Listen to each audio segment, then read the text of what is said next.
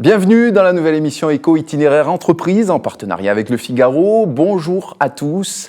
C'est une émission un petit peu spéciale aujourd'hui, une émission qui repose sur une histoire qui pourrait être la vôtre. Le cadre, celui d'un mariage au milieu des vignes, dans un château un petit peu en ruine près de Lugano en Suisse. Là, au milieu de 200 invités, deux jeunes femmes vont s'adresser la parole, échanger et sans s'en rendre compte, nouer des liens à la fois professionnels et personnels indéfectibles. Ces deux trentenaires, ces deux entrepreneuses sont avec nous aujourd'hui en plateau. Bonjour mesdames. Bonjour. Bonjour Marie Argence, vous êtes la fondatrice de l'agence Macom Agency. Oui, tout à fait, une agence de communication et marketing essentiellement digital. Et vous, Johanna Giacalone, vous êtes la fondatrice de l'Académie du CIL et de CIL en scène. Tout à fait, ce sont des instituts spécialisés en extension de cils et un centre de formation spécialisé aussi pareillement en extension de cils. Vous excellez chacune en votre domaine, vous êtes également amies. Alors, expliquez-nous, au-delà du premier échange que nous avons évoqué dans ce mariage, comment vos deux univers, pourtant très éloignés, la communication et l'extension de cils, vous ont rapprochés. Alors, il faut dire que j'ai lancé CIL en scène en 2015.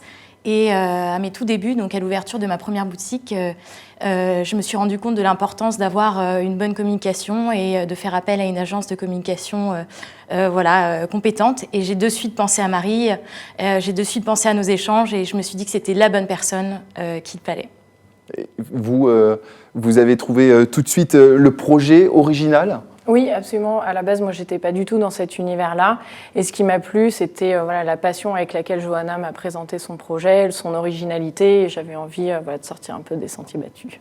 Quelles ont été les retombées suite à cette première collaboration ? Alors, les retombées ont été immédiates.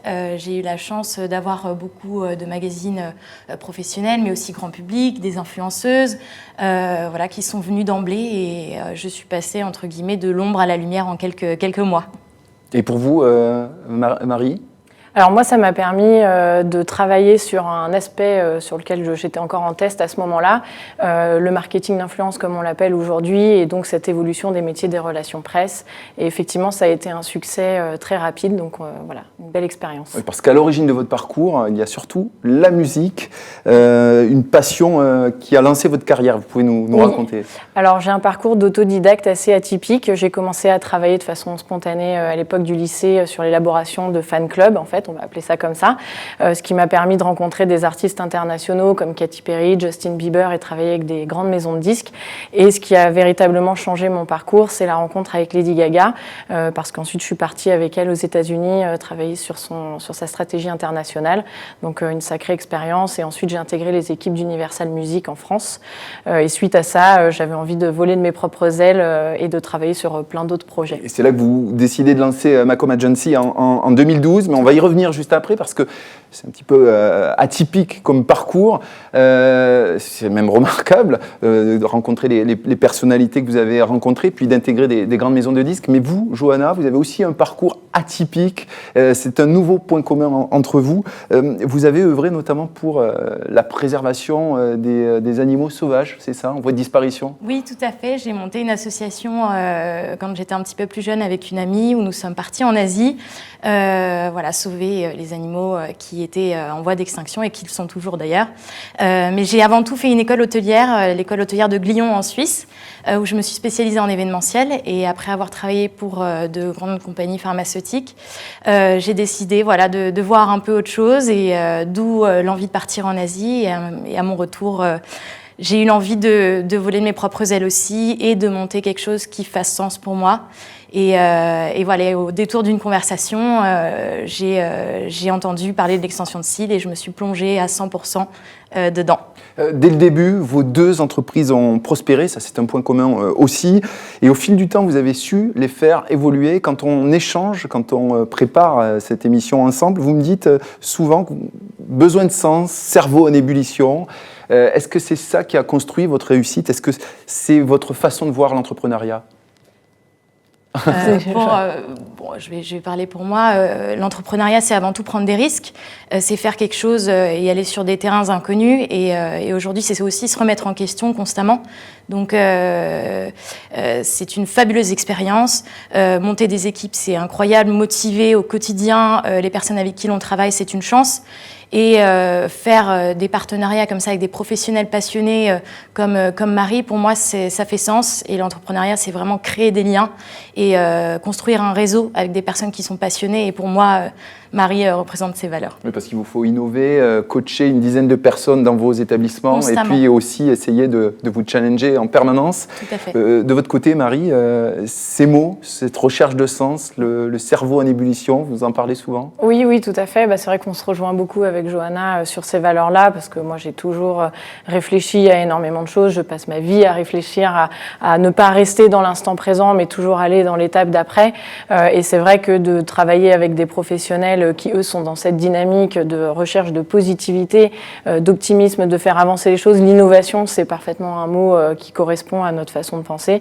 Et donc, voilà, nos deux univers se sont retrouvés finalement dans ces valeurs-là.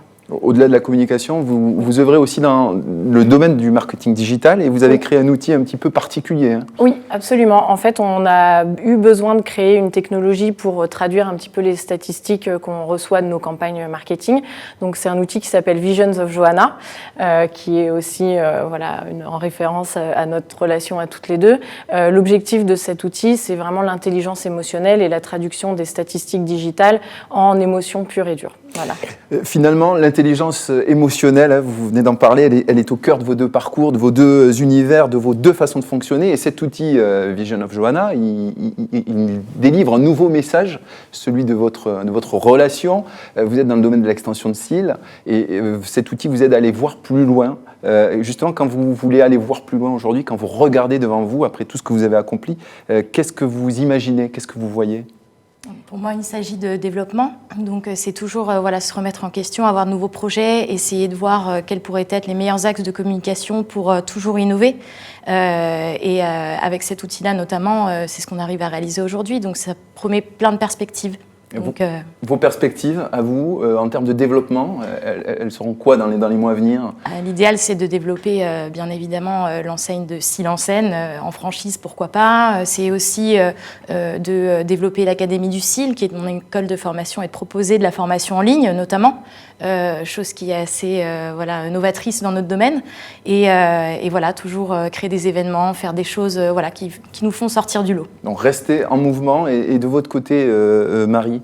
Oui, nous, l'objectif, c'est de développer évidemment Visions of Johanna, d'accéder dans un univers peut-être de plateforme SaaS, par exemple. On a aussi créé une offre B2C qui s'appelle Atelier 11 juillet pour aller offrir un peu nos services au grand public. Et puis, bien évidemment, l'évolution de l'agence avec de nouveaux clients et puis expliquer un petit peu ce qu'on fait et comment on apporte notre pierre à l'édifice. Et pourquoi pas vous concentrer un jour, à nouveau, un peu plus au monde de la musique ?